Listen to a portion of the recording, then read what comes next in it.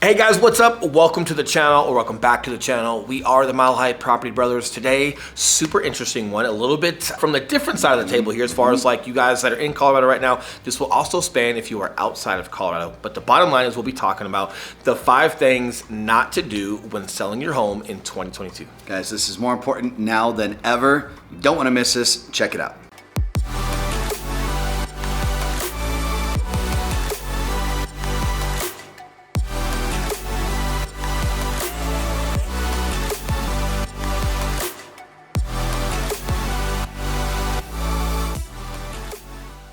What's up, guys? I'm Eli Schmidt. This is my partner, Will Grimes. And if it's your first time checking out our channel, welcome. And while you're here, hit that subscribe button because we drop a new video every Tuesday and every Thursday without fail, telling you guys everything there is to know about moving to or living in the entire Denver, Colorado area. 100%. And we are licensed brokers here in the state of Colorado, which means as much as we love making these videos, we would love more to help you with those real estate needs. So that number that's popping up below, we are the guys who answer the phone calls, text messages, and those emails. So if we can help you out, we would love to do so. For those of you that have been watching us for a while, we super appreciate you. You guys have also been watching. If you've been watching for the past couple weeks, you've seen some of our growth into our Castle Rock headquarters. We're going to show more of that over time, but you can see behind us, we've got a really cool accent wall that's going in for some of our content, where we're teaching realtors and other stuff, and we'll be doing content for you guys here. So, but I've got my safety glasses today, and we're cranking some work. Know what I'm talking about?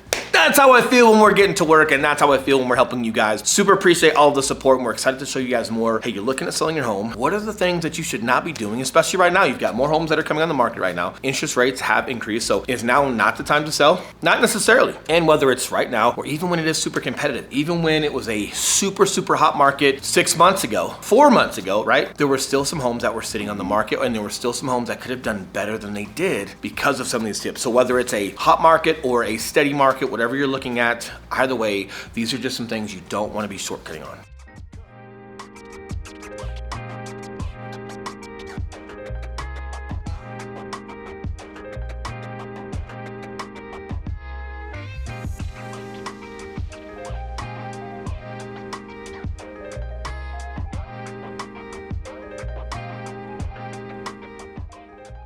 All right, guys, now number 1, they're all very important, but I would venture to say this might be one of the most important tips, and that is making sure that you do not overprice your home. Correct. By overprice, what do we mean by that? Even putting your home at what you might perceive as the market value of the home. Because your home, if you're on the MLS or you're on Zillow or Redfin or Realtor.com or whatever those home search sites are that you happen to use, if people aren't looking at your home as a perceived deal, they might not even come and see it. Plus, with the way that our buyer behavior has been happening, where people have been having to bid 10 to 15% over asking price on a home, let's say your home is worth $700,000 all day long. But if you don't price that at $650,000, someone may be looking at that home for $700,000, may assume that it's going to go for $750,000, and they're not coming to see it at all. Correct. And a lot of times, guys, like it's a great point with what Eli's talking about. People get so used to homes going over asking that they're kind of like building that into their head. Their lender's telling that to build that into their head. Their realtor's telling that to build that into their head. So if you're wanting to price your home on the market for the goal price of what you'd like to get for your home, man, it's really hard because they're looking at your home and they're building in that over asking in there, and then maybe they're just not quite in it for that. And it's not because they're not okay to go over asking. It's that you've got to get people to see your home, and you've got to get them emotionally connected to your home to where they're willing to go over asking price, right? Like that's where the deal really happens. Is people come, they realize that it's in a cul-de-sac, they feel that kitchen in a certain layout of the home, and it feels like, this should be the one that we're raising our kiddos in, or that we're coming home to after we get married, whatever everyone's story is. Once they've got a feel for that, and that is tangible, guys, when people are going through homes and they start imagining how things can be, it's literally almost tangible for them. And that's what closes the gap between what you guys are asking for and what people are in it for, and how committed they'll get into going over asking price and being competitive in order to win that home because they felt that and it's now worth it to them to be there. But if we're going so aggressive or so high because we think it's such a hot market per se, that we can't even get people to get past the photos that are on the MLS or on Zillow and Realtor.com and all those other places, they're not going to have that connection with the home. They're not necessarily going to get committed. They're going to think, oh, it's already here. It's going to go way over what we can afford.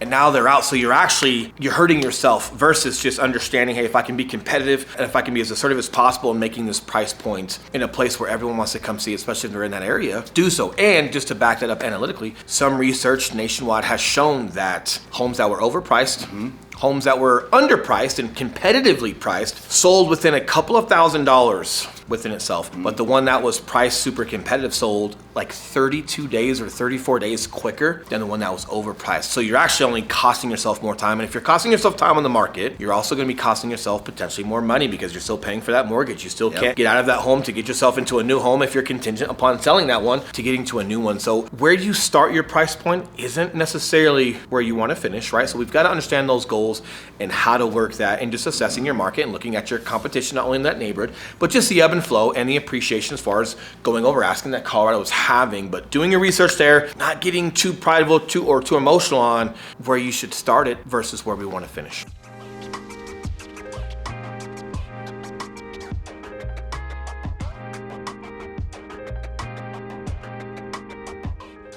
All right, number 2, this is when you're prepping your home for sale, it's easy to pay attention to the big things, right? Declutter, maybe some staging or something if it's vacant. But really one of the biggest mistakes we see people make is when they don't pay attention to the smaller things, the finer details. What might that be? It's a lot more subtle than you think, and I'll give you a couple prime examples right here. One of the things that we see when buyers are going through homes, we're always looking for these things that are either no cost or low cost for sellers to do to their home that actually have a big impact on buyers. And one of those things really easy is like light switch covers and electric outlet covers. Correct. I think that's right. Guys, it sounds silly, but I promise you, out of the couple hundred buyers that we help out every year, these are the things that we pay attention to. When we watch them walk their homes, we're starting to see it and absorb it. So this is contextual. This is not theoretical. This is not in efforts of being creative for you guys to have some content. This is contextual. And what we've noticed throughout the years is some people have more, some people have less, but on average, it's weird. Maybe it's psychological. People have kind of like this subconscious, not on purpose, 3-strike rule. And that's if they're noticing some things about the home, no matter how big or how little that they are, whether you've got 2 big ones and 1 small or 3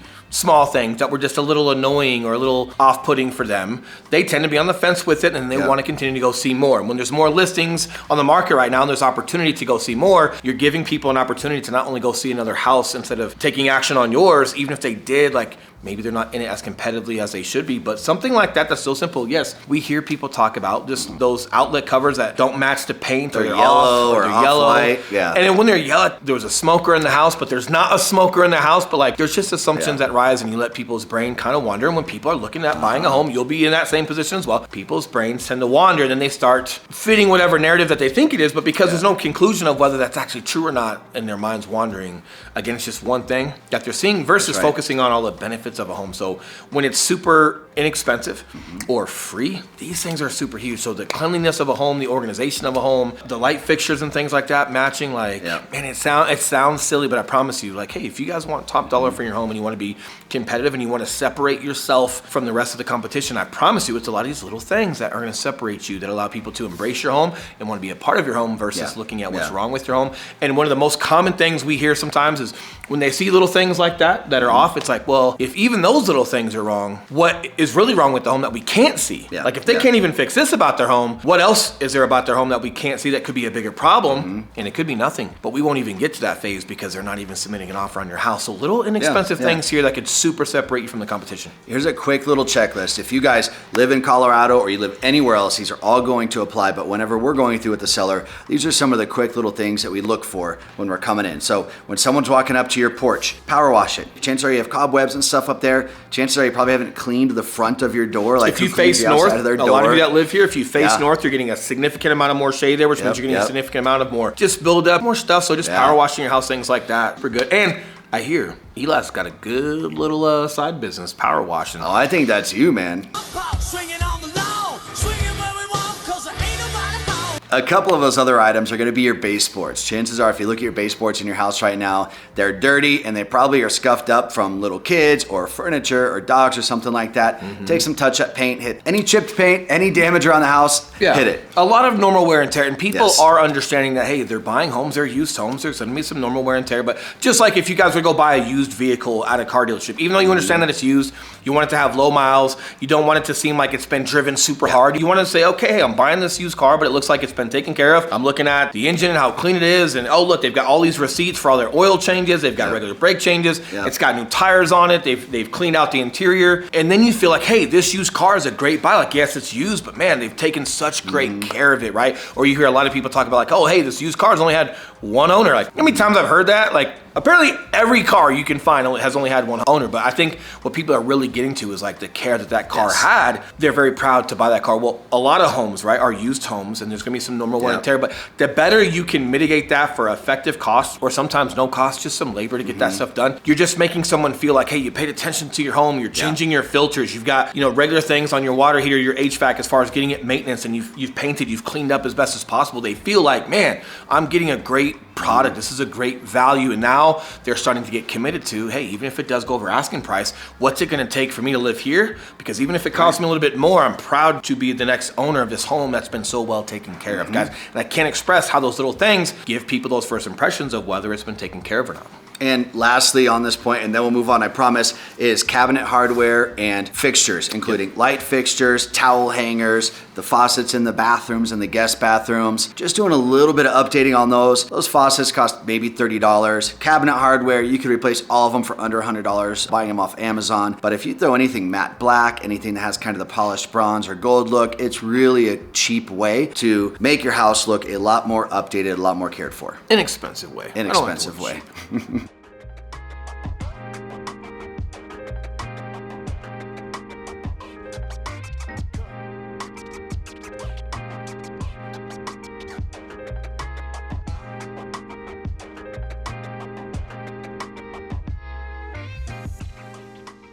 All right, guys, moving along into our next point. This is probably more on your realtor side. So whether you're working with us or whether you're working with someone else, these points are huge. And even though we're in a hot market, even though it's a little bit more stable than it was 6 months ago, we are still extremely hot in Colorado and across the country. Selling a home is still extremely hot. But I want to tell you, like, it's not just about having anyone come sell your home.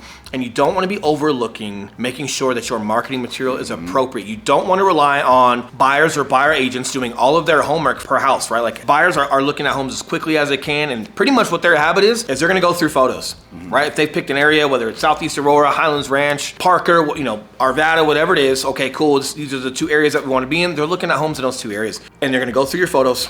And they might watch a video, but then they're not going to do their due diligence at times because the market is so hot and they've got to be so assertive to getting to that deal. They're not going to necessarily do their own due diligence in the significance behind your home in your area. So what I'm getting at is, cool, you're in Parker, but if there's some great things about your home, like, hey, you're a block from the clubhouse and the pool, or hey, you're right next to the library, or you're right next to that brand new park on Main Street where they've got the water park plus the baseball fields, or if your home is in a cul-de-sac and you've got a green belt behind you, don't expect them to go through 48 photos to find the green belt or to find the cul-de-sac. Drone footage, not just of your home, but of the entire area surrounding your home. Photos and great write-ups, proximity that really paint a picture, and you pretty much want to put that whole file together and you want to spoon feed buyers of, hey, not only are we in Parker, here's what part of Parker, and then within that part, here's the significance behind our block or proximity to all of these amenities. And every time we talk to our sellers, and we help a lot of sellers, these are super important pieces that you want in your write-up. So yes, the write-up that you think nobody reads, no, they do read it, and it is important to have it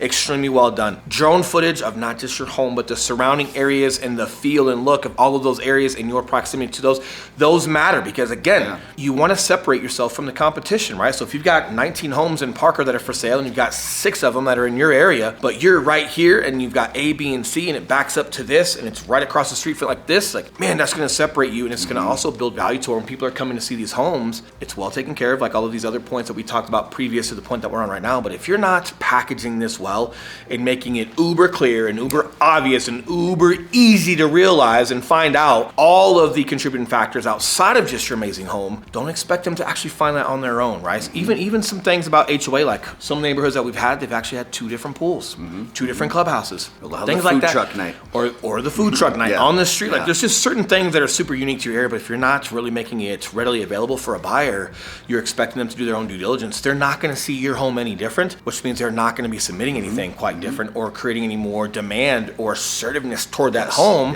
because they don't really know that there's a reason, and you end up undervaluing your home because you're not including everything, which means it's not doing as good as it could.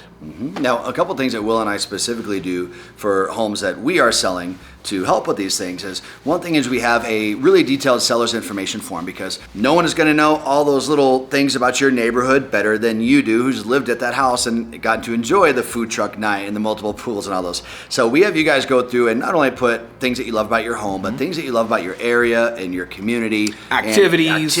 Favorite things that the HOA does if they're doing something at the clubhouse once a month. Things like that. And then what we do is we take that form and we actually have a professional copywriter who does our listing descriptions for us. So we give her that form. She actually does some additional research on the area, the neighborhood. She finds out things about those neighborhoods and areas that even home sellers didn't even know a lot of the times. And then she's writing that professionally well-written, crafted listing description using the seller's information and just some really in-depth due diligence. Professional copyright specialist. Yes, so now you guys are getting a little bit more in depth on some of the team that we have behind us and how prepared that we get. And like, yes, that is super important. And no, that doesn't cost you any more money because we have something like that. That's just a product that we want to have for you guys. And also, that's what it's going to take for you guys to have your home and your area as presentable and as knowledgeable as possible in order to create the separation and in order for your home to do as well as it should, because a lot of you have a lot of great things that are unique. And more importantly, a lot of you just, whether you're in a cul-de-sac or not, if you're part of an HOA that does a lot of amazing things, you're expecting a buyer to go read the HOA docs before they're under contract? No, and if they're not doing that, they don't realize that, the only thing they think of HOA is how much does it cost? Yeah. That's what every buyer looks at. How much does the HOA cost? Oh, this one's only $60. Oh, this one's $120. Well, this one's $200. Yeah, but what does it come with? Right. And are you allowing yourself to go through that process with your listing agents, right? Whether it's with us or someone else, like to just go through and have your due diligence, or someone that's a professional copyright specialist that goes into that stuff, that presents it to those buyers. So when they're looking at it, it's not just how much, there's a value behind that dollar amount, right? But again, with those things and people raising families or having kiddos or they're young professionals and they want to go meet more people because they're new to Denver and the HOA or the clubhouse does certain things, guys, there's value in that community. There's value in those things, but you're not presenting it well, which means, again, your home's not going to do as well as it should.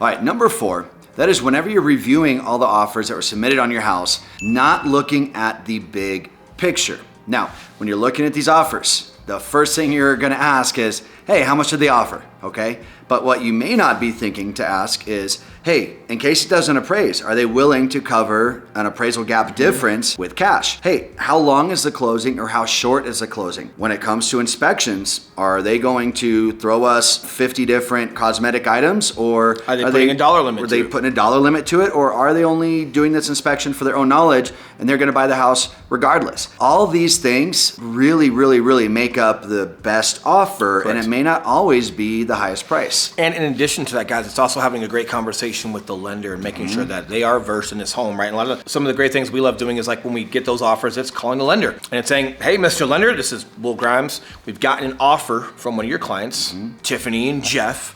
Are you familiar with the address that they've submitted an offer on? And if he's not readily remembering what address that was, does he have resources to pull that up right away because he's aware one of his clients are out on the weekend or during the week submitting an offer? How aware is that lender? Because no matter what they're putting on paper, we want to make sure that it's as established and as credible as possible. If the lender's not even aware of what they're submitting, it's not terribly bad, but hey, there's a little bit of concern there, because if you guys are telling us you're prepared with a certain dollar amount and you've got an appraisal gap, our taxes are higher in this area than normal because we've got growth over here, so the state's taking taxes for that growth. You see that in a lot of newer communities. Hey, does that lender know that? Have they built that into what their offer is, or are they pricing themselves out and the lender doesn't even know it because he doesn't even know that they're out looking at homes? That's the thing. When they're offering an appraisal gap, hey, where's that money coming from? Is it coming from a checking account? Is it coming from a savings account? Is it coming from a family member? Is it coming from a 401k? You want to know where it's coming from, because depending on where it's coming from, like a 401k, they could be penalized for pulling it. So just because they have the funds to cover the gap doesn't mean that they even want to pull it because of how they're going to get taxed, but they're relying on the appraisal coming back and not needing it. Right. So yeah, technically they have it, but man, if it doesn't go well in the appraisal, are they going to be more apt to be backing out and finding a reason not to buy the home? And they were just using that to get that offer accepted? Or are they prepared because it's coming from a family member or it's coming from their own funds that are readily available that are not getting taxed? Either way, these things matter, right? And then when they say, hey, yep, they do have the funds readily available for the entire appraisal gap. Hey, great, where's it coming from? Oh, it's coming from mother-in-law, or it's coming from a savings account that they have. Hey, great. Hey, lender, do me a favor. You can cross everything but the last 4 out. Would you mind just sending me a letterhead or some bank form that can verify that those funds are readily available? You want to confirm that they have that gap. So it's not just what they're putting on paper. What they're putting on paper and what they're committed to matters. Validating of what they're saying they're prepared to do also matters. So these conversations are some of the most important conversations when you're selling a home, because once you decide to go into contract with someone, the leverage is a lot more buyer heavy than it is listing heavy. But when you're selling a home, you have a lot more leverage when you're choosing which offer you want to go with. But this is the type of due diligence you want to be doing in that interim before you decide to accept an offer, to make sure that you're giving yourself the best opportunity possible to be working with the best clients as possible. If you are favoring some other clients because they could verify all their appraisal gaps and everything else, and their communication with their lender and their realtor was so much better, but they weren't the highest price, well, you can always counter them. You don't have to just accept that offer. You can counter for slightly higher. You can counter for a couple changes that can get accepted by them, because ultimately you want to work with them. And guys, believe it or not, that happens more often than you think. It's not the highest offer that gets accepted. It's the highest offer that might set the tone, but sometimes it's that second or third highest that's in the running. But that listing agent and those sellers felt a lot more comfortable working with them, so they countered them to maybe match that price that was at the highest price. They accept that offer, right? So a lot of options, but these are some things you really want to be careful of, especially in the very beginning when you're in that place of leverage and you're accepting an offer.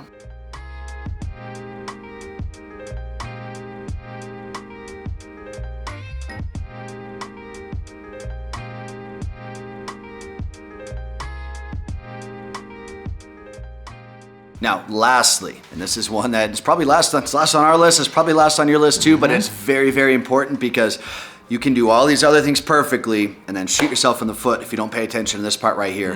And that is sellers who are not having or not thinking of an appropriate exit strategy. Once you've sold your home, gotta look into the future. So are you moving out of state? Are you staying local? Like, why are you moving? Where are you moving to? What are the things you're gonna need when you're moving? And things like a post occupancy on the one that you're selling to give you time to find your own home, whether it's out of state or local, to then move into. And some people might think, oh, I don't need a post occupancy. We'll be super quick. We'll be assertive. But the home that you go find, that you want to buy, that you end up going under contract on, what if that seller needs a post occupancy? Right. You might need your own post occupancy, because not that you need it, it's because the person you're buying your house from needs one. And that way you've got a place to say you're not taking yourself or making yourself homeless per se, right? But I will say this, if for some reason that didn't happen because the house you're selling, they can't afford to give you a post occupancy, but the offer was phenomenal, you can do things like short-term rentals or an Airbnb if it's needed, if the one that you're gonna go buy does need a post occupancy. So you've got 30 or 60 days where you're in between homes. What I will say is just at least preparing yourself and having that conversation and realizing, hey, you know what? Maybe we'll do pods instead of a moving truck, because maybe that person does need that post and we might be in an Airbnb for 30 days or 45 days. So, hey, instead of moving with the moving truck a week prior to moving, why don't we plan to get some pods in place? That way those pods can be stored, or they can go directly to your house. So if no one needs a post occupancy and it's a smooth transition, great. Those pods can go straight to your house. If you do end up needing one, you're not shooting yourself in the foot because you weren't prepared to have pods and have it stored somewhere if needed. So things like this are super important, making sure that you're dotting your I's and you're crossing your T's with your own game plan, with your own exit route, because you want to make sure that you're taking the best offer possible, right? Highest and best, however you want to frame it.